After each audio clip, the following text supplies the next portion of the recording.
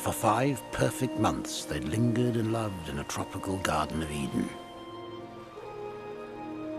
But one quiet night on the other side of the world, a shocking act of seagoing treachery would forever render their paradise lost. What is the meaning of this violence? Hold your tongue, sir. The ship has been taken. Get into the launch, sir. I have a wife and 4 children, and you have danced my children upon your knee. It is too late. I have been in hell.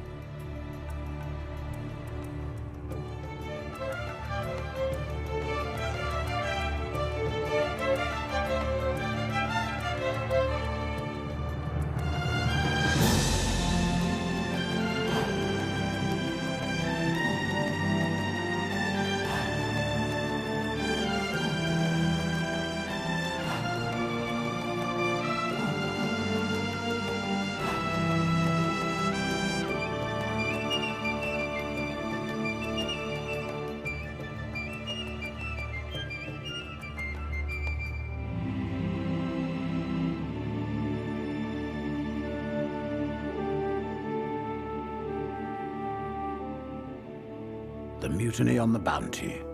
For over 200 years, it's been the most infamous case of rebellion at sea.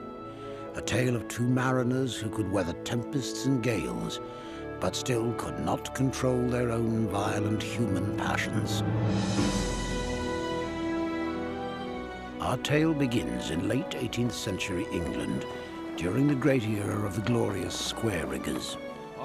In those days, it took uncommon skills to set out against the sea. Expertise in mathematics, navigation, cartography, abilities that took a special genius or a lifetime of training to acquire. Come on, lad. Smartly now. From an early age, William Bligh seemed destined for a distinguished naval career. Born near Plymouth, England, the child of a humble customs officer, the man who was to one day command the Bounty was already a sailing master or chief navigator by age 22. And by 26, he'd married into a wealthy, influential family from the Isle of Man.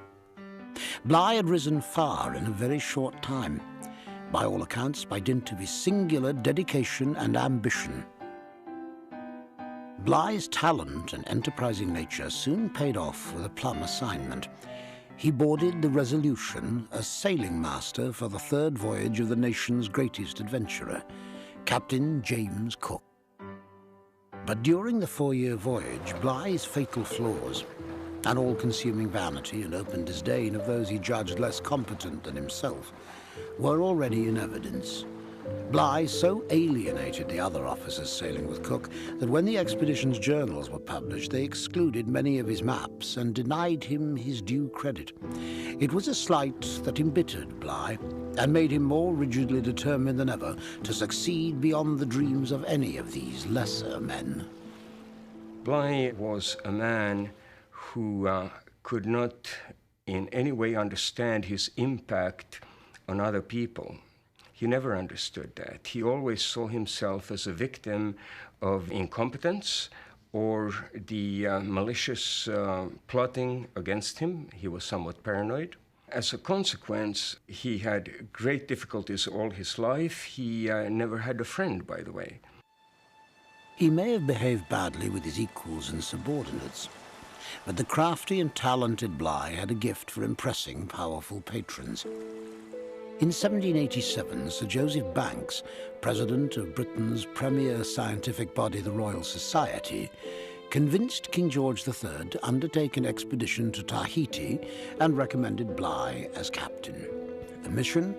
To collect breadfruit trees for transplantation in Jamaica, where entrepreneurial plantation owners like Banks were desperate for a cheap food source for their slave labor.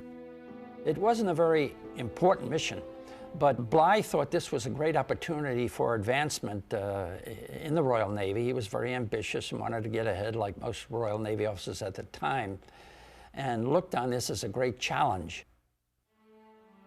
The 90-foot, 215-ton frigate Bethia was selected as the vessel that would transport the exotic bread that grew on trees on what higher-ups in the Admiralty mockingly referred to as the grocery errand.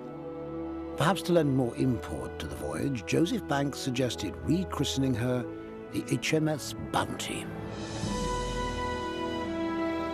Before even setting foot aboard the ship that was forever to be linked with his name, Bligh suffered the indignity of learning that his request to be promoted had been rebuffed by the Admiralty. He would be a captain by name, but not by rank. The Admiralty added other frustrating obstacles to the voyage. To make space for the storage of the breadfruit plants, they awkwardly reconfigured the ship, planning to cram into her tiny hull an unusually large crew of sailors and botanists. 1/3 of the ship was sealed off, in a sense, for breadfruit plants. Even Bligh had only a little cubicle to sleep in. The Bounty was actually more crowded than a World War II submarine. There's no question about that. Had that been all Bligh had been forced to endure before setting sail on the Bounty, it would have been enough to arouse his volatile temperament. But the Admiralty added to his woes by ordering him to sail to Tahiti by the treacherous Cape Horn shortcut, then stalling him at port while the fleeting window of good weather and winds slipped away. Bligh shared his bitter disappointment in a letter to a colleague. If there is a punishment that ought to be inflicted on a set of men for neglect, I am sure it ought on the Admiralty for my 3 weeks' detention at this place. This has made my task very arduous indeed, for to get round Cape Horn at the time I shall be there, I know not how to promise myself any success. And yet I must do it, or I suppose my character will be at stake.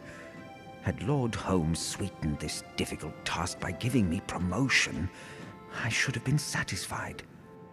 For Bligh's secret ambition was to make this voyage flawless. This would be his chance to show the world that he was the greatest sailor ever to conquer the seas, and he would tolerate nothing less than perfection.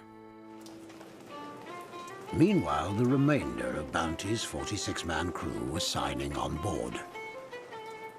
The junior master's mate aboard the Bounty was 23-year-old Fletcher Christian, who had been recommended by Bligh's beloved wife Elizabeth.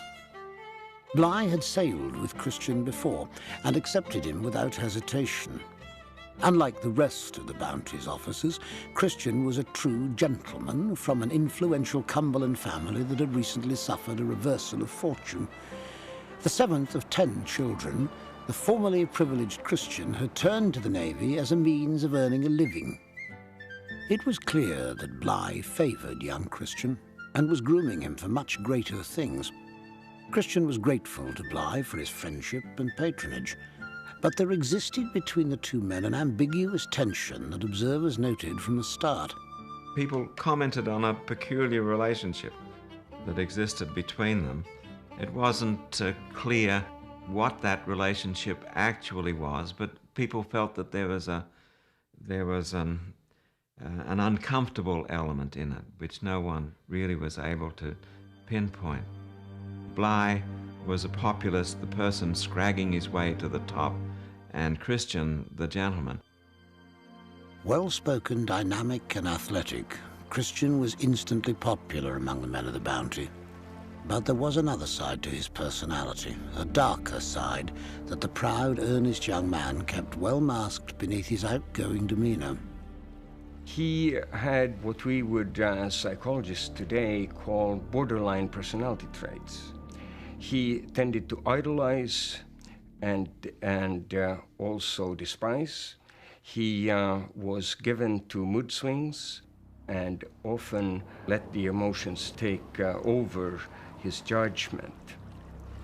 Shortly before Christian was to depart on the Bounty, an evening of drink and talk spent with his brother Charles may have had a significant impact on his later judgment.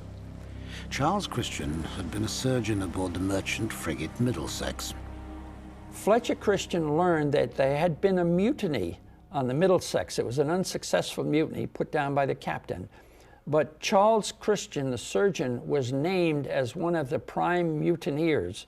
The idea of his brother mutinying kind of took mutiny out of the unthinkable and put it in the realm of the possible.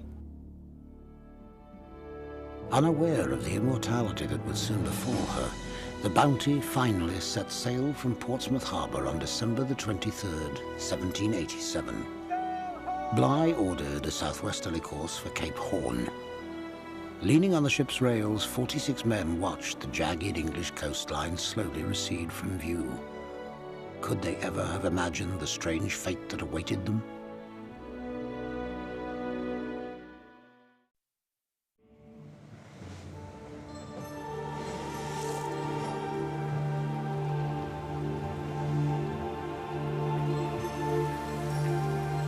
From the earliest days of her ill-fated voyage, the Bounty faced squalls and rough weather.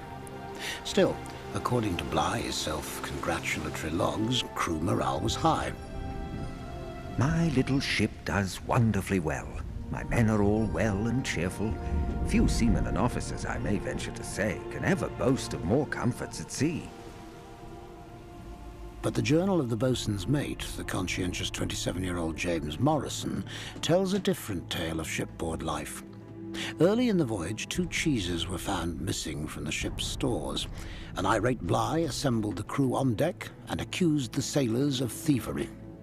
Then, in an act of insolence in front of the Bounty's 46 men, the ship's cooper reminded his captain that the cheeses had been taken off the boat and delivered to Bligh's own home before leaving the docks in England.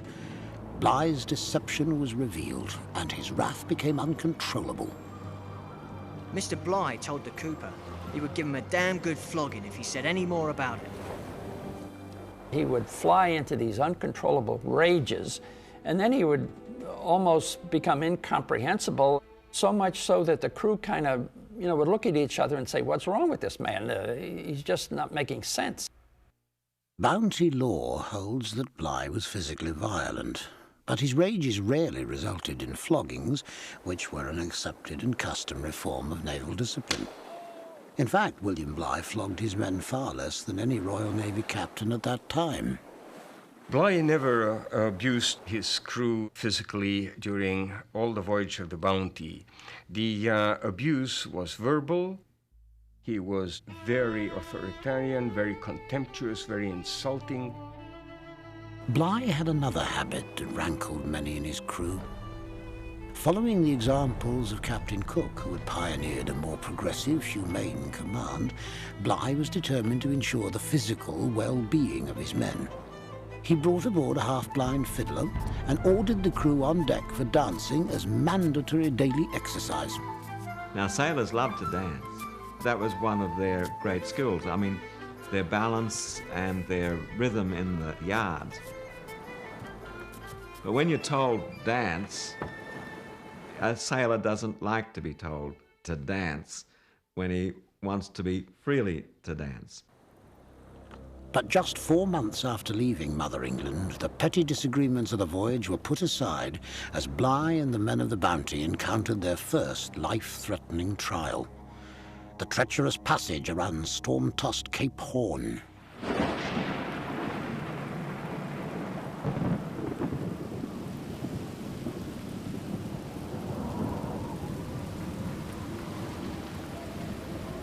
It blew a storm of wind, and the snow fell so heavy that it was scarce possible to haul the sails. The storm exceeded anything I had met, with a sea higher than I had ever seen before. The ship falling so heavy to windward, the sea become so very high, and the weather side of it like a wall.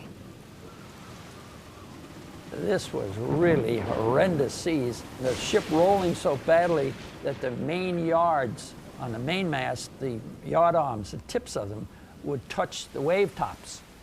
Bligh said these were the worst seas that he had ever seen, and he had been at sea 16 years. For more than 4 weeks, the tiny vessel fought a losing battle against the insurmountable elements of water and wind. Finally, beaten down by the relentless tempest, even the stubborn Bligh had to admit defeat and reverse his course. It was yet another bitter setback in the flawless master plan Bligh had imagined for the voyage. I ordered the helm to be put aweather and bore away for the Cape of Good Hope, to the great joy of everyone on board. Send the men aloft! Come on, lads!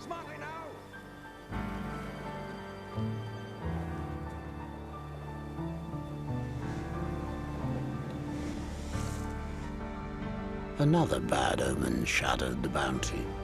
A young seaman aboard the ship passed away in the night. The ship's surgeon, a notorious drunkard, claimed the cause was scurvy. Obsessed with the health of his men, Bligh stomped the decks in a fury. Perhaps the voyage was ruined for him from that moment on.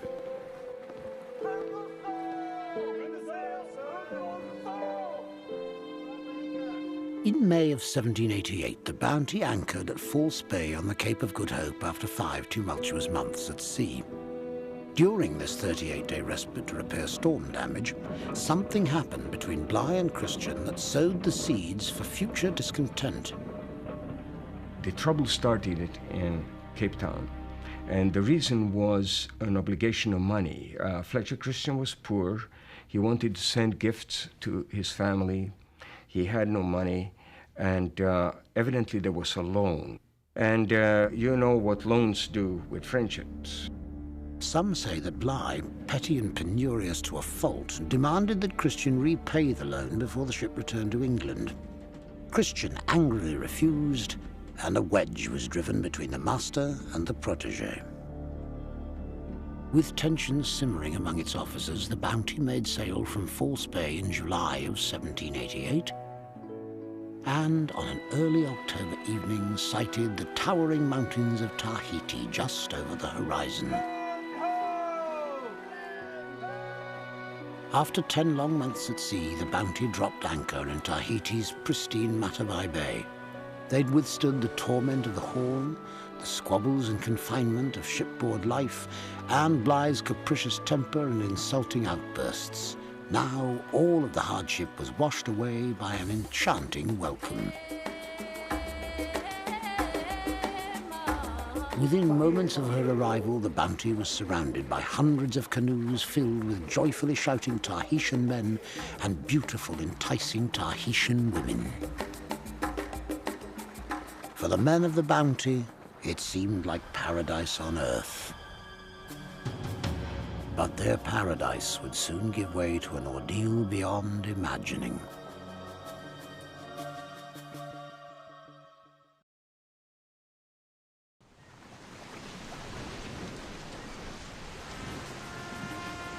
After nearly a year at sea, the HMS Bounty lay at anchor in the exquisite turquoise waters of Matavai Bay. Lieutenant William Bligh and his men revelled in the indescribable splendour of Tahiti and her friendly natives, especially the beautiful, sexually expressive Tahitian women. The inhabitants we found stout and well-made. I have seen many parts of the world, but Otaheite is capable of being preferable to them all, and certainly is so considering its natural state. Many of the Bounty crewmen, young and inexperienced, had only known the pay-for-pleasure love of jaded dockside whores. On Tahiti they found beautiful, uninhibited, guileless women who wanted nothing more than to please their English visitors. For young, healthy men to find cooperative and pliable women was, Tahiti was, you might say, a sailor's sexual fantasy come to life. Bligh, rigid and unyielding in this as in seemingly all other things, did not partake of the favours of the Tahitian sirens. Fletcher Christian, like the rest of the Bounty's men, wasn't so modest. An intimacy between the natives and our people was already so general that there was scarcely a man in the ship who had not a tayo or friend. Despite their clash in Cape Town over the loan, Christian must have remained in Bligh's favour, for he received the plum assignment of living ashore to supervise the breadfruit nursery.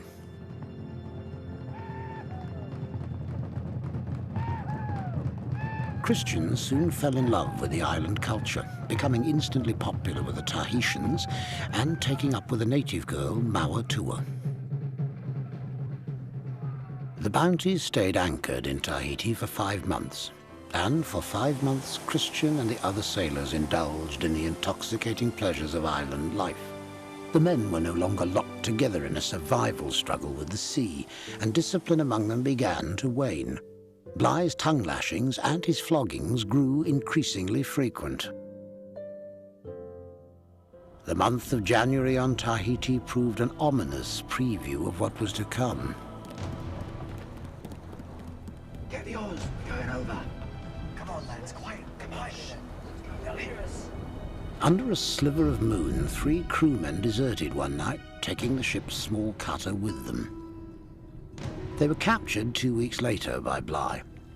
Realizing he couldn't afford to keep 3 of his best seamen in irons for the coming trip to the West Indies, Bligh went easy on the deserters. They were given the light punishment of 48 lashes. It was a sensible decision, but seemed to underscore Bligh's waning control over his own men.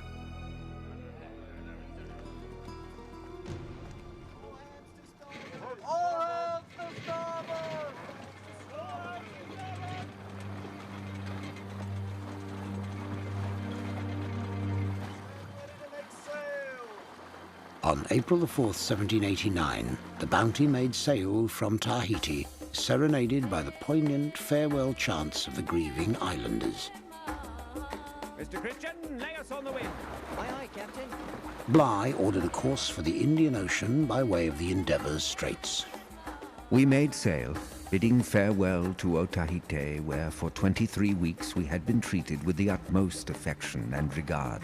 The friendly and endearing behavior of these people may be ascribed the motives for the events which follow, which effected the ruin of an expedition which there was previously every reason to believe would have been attended with the most favorable issue. In the days that followed, Bligh's already irascible temperament became even more volatile, his demands even more impossible. Some say that every captain is the cause of his own mutiny, and here, with the Bounty well on its way, Bligh's explosive outbursts sealed his fate. He recognized the crew had come unglued, and he was trying to get the wheels back on the wagon and, shape them up. And so he was, in this period, particularly annoying and aggravating to the crew and certainly to Fletcher Christian. It was pettiness and fault-finding with the officers, plus insults as to their competence and their integrity and their devotion to duty. And that was the period when Christian just deteriorated, one thing after another. The last and most lacerating of Bligh's irrational outbursts came on the humid afternoon of April the 27th, 1789. Bligh suddenly decided to count the coconuts he'd recently brought aboard. Bligh looked at this pile of his coconuts and made a comment to the master, John Fryer, that looked like somebody had been stealing his coconuts. All hands on deck! Incensed, Bligh ordered all hands on deck and all coconuts brought up above. Mr. Bligh said they'd been stolen, and that it must have been with the knowledge and connivance of the officers. He then questioned each officer as to the number he had bought, and going up to Christian, asked him to state the number in his possession. I really do not know, sir, but I hope you do not think me so mean as to be guilty of stealing yours. Yes, you damned hound, I do! You must have stolen them from me, or you could have given a better account of them. God damn you scoundrels! You're all thieves alike, and combine with the men to rob me! Sweat you for it, you rascals! This was to Fletcher Christian, a man who came from a long line of aristocrats. Honor was a great thing with these people, and it certainly was to Fletcher Christian. His honor offended, and by a man he'd once looked up to and admired, Christian went into an emotional tailspin. Bligh's insults and accusations had broken the oversensitive young officer's spirit. The first reaction of Fletcher Christian after this incident took place was to plan to desert the ship himself. He could think of nothing other than getting away from Bligh. Christian considered the near suicidal act of abandoning ship, but a sultry night that brought most of the crew up on deck made it impossible to slip over the railing unnoticed. Near dawn on April the 28th, Fletcher Christian awoke for his watch with his head on fire. He was tired of this torment. He had to act. The mood on the ship was explosive, and in the darkness a crew member said something to Christian that triggered the unthinkable in his agitated mind. The men are ready for anything. Christian made the impulsive decision to seize the ship. Christian seizing the ship. Are you with us? The word spread like wildfire aboard the Bounty. Christian seizing the ship. Christian and the other mutineers, less than a dozen in all, raided the arms chest, grabbing muskets and cutlasses. They swept into Bligh's cabin and shook him awake. What are you doing? This is an outrage. No. Bligh immediately started to scream bloody murder and woke everybody up on the ship. Bligh's wrists were tied behind his back. He struggled with his captors and pleaded with the men on deck to come to his aid. But Christian was a man possessed. Christian was described as not only looking totally mad, but behaving as if he were totally mad. The ship has been taken. Get into the launch, sir. I have a wife and 4 children in England. It is too late. I have been in hell. The fierce standoff continued, and each man was forced to make a decision that would haunt him for the rest of his life. Would he be a loyalist or a mutineer? For Christian, the die had been cast long ago, and he struggled to keep his senses about him amidst the chaos on the Bounty's deck. Fletcher Christian was yelling at Bligh to be quiet or he will run him through. And to Bligh's credit, Bligh essentially challenged him to go ahead and do it, and Christian did not have the courage to do it. Christian took command of the Bounty and ordered Bligh and 18 loyalists into the ship's 23-foot launch. The tiny boat wasn't large enough to hold all of Bligh's loyalists, so some had to remain aboard the Bounty. The rest gathered their belongings and climbed down to the waiting launch. Finally, the last man down was Captain Bligh. All the while yelling, trying to bring the crew to its senses and to their duty. None of this succeeded, of course. Christian was adamant. Once he had taken the first step, he recognized that there was no turning back. And so he had to do what he started out to do, which was to get rid of Bligh. Even while overthrowing his tormentor, Christian's aristocratic instincts didn't desert him. Before cutting loose the launch, he gave Bligh a quadrant, a compass, a few books of declinations, and his own personal sextant. Cut loose the launch! Finally, the loyalists were given some meager provisions, and the rope connecting them to the Bounty was cut. After having been kept some time to make sport for these unfeeling wretches, and having undergone much ridicule, we were at last cast adrift in the open ocean. As the launch pulled away, the jeering mutineers triumphantly cast Bligh's cherished breadfruit plants overboard. Christian and the others were at last free of Bligh and his tyrannical tirades. And Bligh, furious over what would become the most notorious mutiny on the high seas, was helplessly adrift in the vast South Pacific.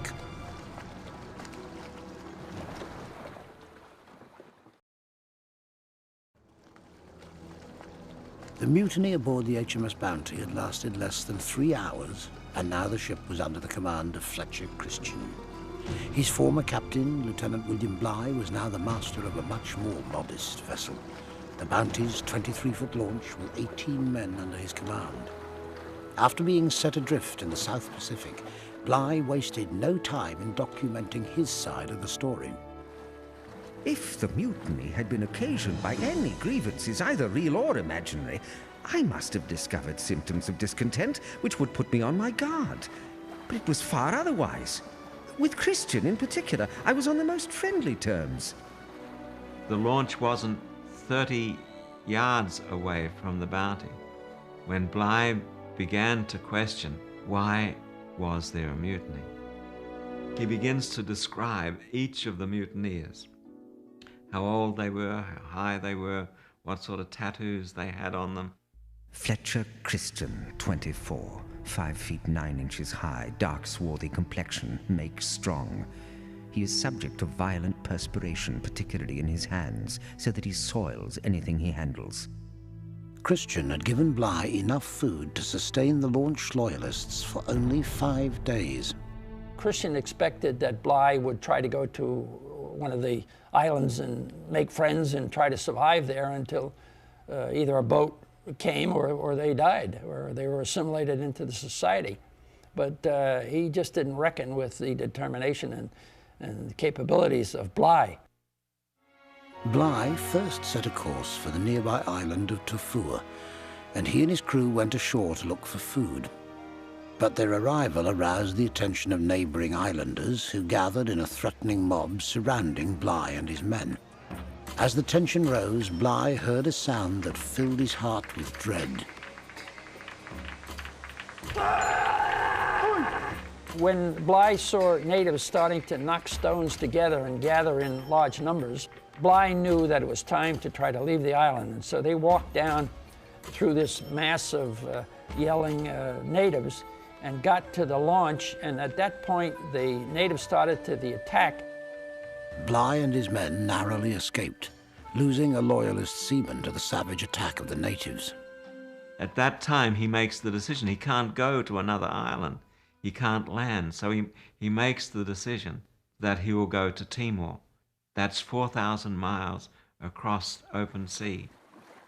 Bligh would have to call upon all of his considerable gifts of navigation and seamanship to steer the launch through treacherous open seas to the Dutch colony of Timor. He'd never been there, and he had no charts. Some would call it a foolhardy decision, but Bligh was confident of his abilities. I found my mind most wonderfully supported and began to conceive hopes, notwithstanding so heavy a calamity, to be able to recount to my king and country my misfortune. With scarce provisions, no shelter from the weather, and virtually no navigation tools, conditions aboard the overcrowded launch were withering to body and soul. Our allowance for the day was 1/4 of a pint of coconut milk, and the meat which did not exceed 2 ounces to each person, and for supper 1 ounce of the damaged bread and 1/4 of a pint of water. Our situation on Monday morning, the 11th of May, was extremely dangerous, the sea frequently running over our stern, which kept us bailing with all our strength.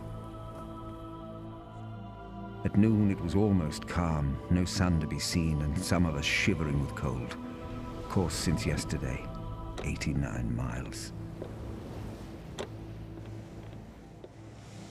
Meanwhile, the Bounty, with Christian at the helm, made sail for Tubuai, a nearby island inhabited by natives who would prove to be far less amiable than the Tahitians.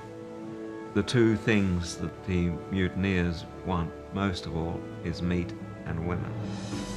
But there's no pigs. There's no meat on Tubuai. And the Tubuaian islanders will not let them near the women. After a brief trip to Tahiti to bring back women, the mutineers decided to build a settlement despite the island's shortcomings. Christian set the men to work constructing Fort George. Typical of the Englishmen, the first thing they did was put up an English flag on a flagpole and start this fort. But the battles with the native islanders quickly escalated. Christian realized that for their own survival, the mutineers would have to leave Tubuai. Some of the Bounty refugees wanted to return to Tahiti, their Shangri-La. Christian knew Tahiti would be a death sentence. Sooner or later, the British Navy would send a ship to capture them, and Tahiti would be the first place the Navy would look. Christian says to them, if you're going to go back to Tahiti, I want only one thing, and that's the Bounty. And they take a vote, and 16 of them vote to go back, and 9 vote to stay with Christian.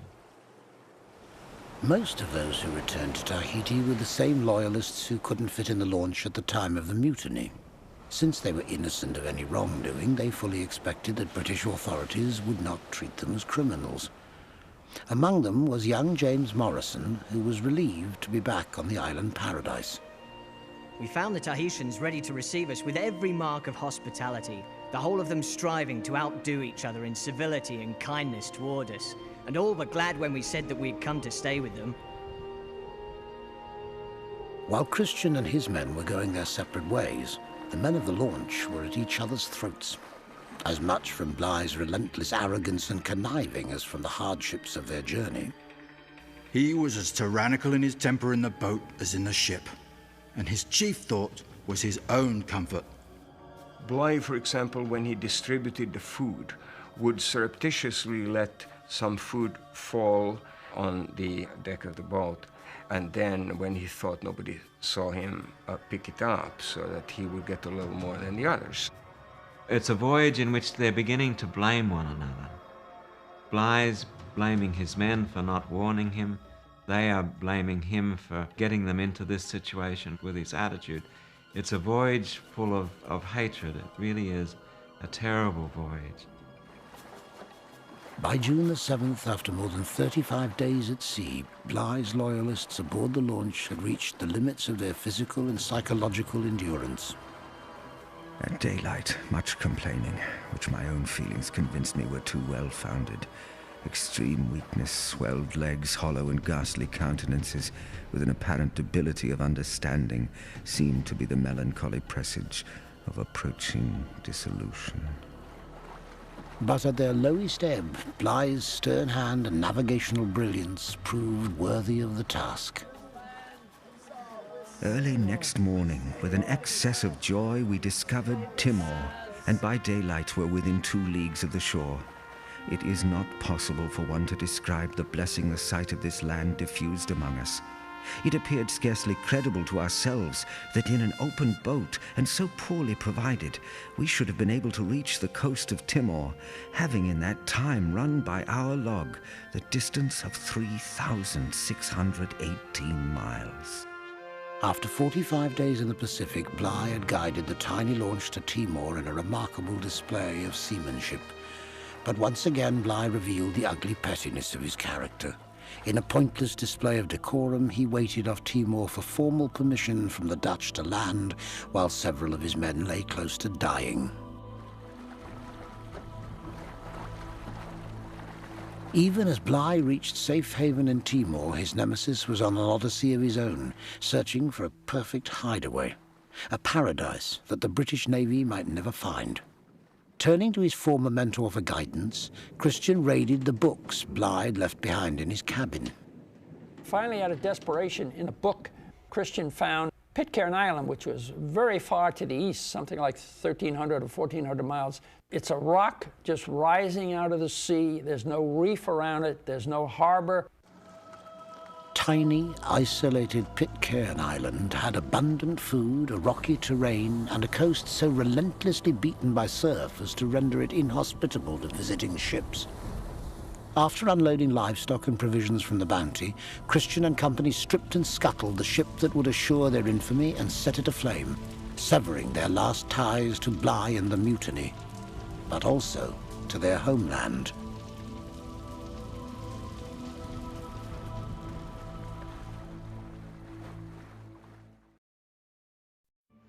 By the time William Bligh returned to England in 1790 after the Bounty mutiny, news of the crew's treachery had already caused a public sensation. Bligh, anxious to preserve his reputation, released his own version of the events aboard the Bounty to the presses. In England, official outrage over the Bounty affair swiftly prompted the Navy to send the HMS Pandora to Tahiti to hunt down the mutineers and bring them to justice. Pandora's commander, Captain Edward Edwards, was one of the most ruthless officers in the British Navy, who had himself faced mutinies several years earlier. Edwards went after the fugitives with a merciless zeal. On March the 23rd, 1791, the Pandora arrived in Tahiti, to the joy of the 14 remaining Bounty crewmen living there. Some of the loyalists actually paddled out in canoes and swam out to the Pandora, thinking that this was to be their rescue, and they were happy as can be. But the men had little cause to be joyful. Edwards made no attempt to distinguish between loyalists and mutineers. He arrested and shackled every man hand and foot in a wooden cage on the ship's deck, known as Pandora's Box. Loyalist James Morrison described this chamber of torture in his journal. The heat of the place when it was calm was so intense that the sweat frequently ran to the scuppers and produced maggots in a short time. But there were more terrors in store for the prisoners on the Pandora. En route to England, the vessel ran aground on the Great Barrier Reef. Captain Edwards abandoned ship, leaving the shackled men to watch helplessly as deadly seawater poured into their cage. At the last moment, most of the Bounty men managed to escape. but 4 were left to drown, still locked in their manacles. The 10 surviving prisoners returned to England and faced court-martial for their part in the mutiny. On September the 18th of 1792, the court passed its judgment and found 6 of the men guilty of mutiny. 1 mutineer mounted a vigorous defense and skirted death by a legal technicality.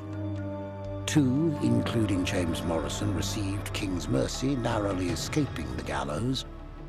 But 3 of the men who had cast their lot with Fletcher Christian were hanged for their villainy.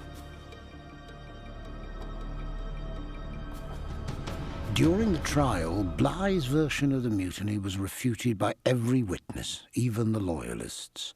But Bligh wasn't even in England to defend his character. He had misread the political winds just as he'd misread the mood of his crew aboard the Bounty, and was already ocean-bound, completing his mission of delivering breadfruit to the West Indies. The short temper, the abusive language created a totally different picture. And so the public's perception then immediately turned around, and by the time Bligh got back, he was, he just was persona non grata.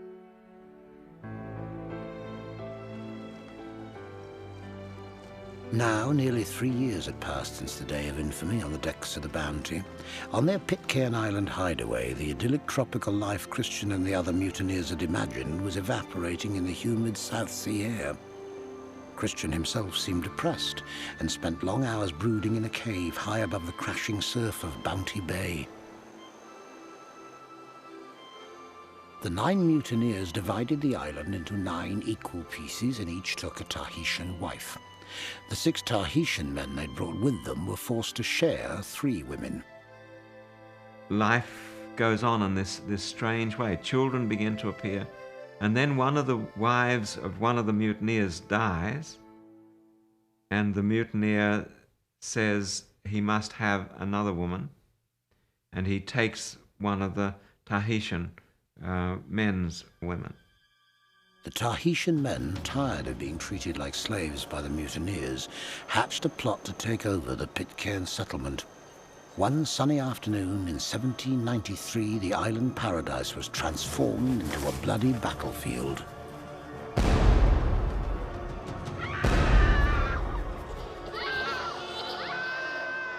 Five mutineers were slain in the savage struggle, Fletcher Christian among them, shot in the back as he worked in his garden.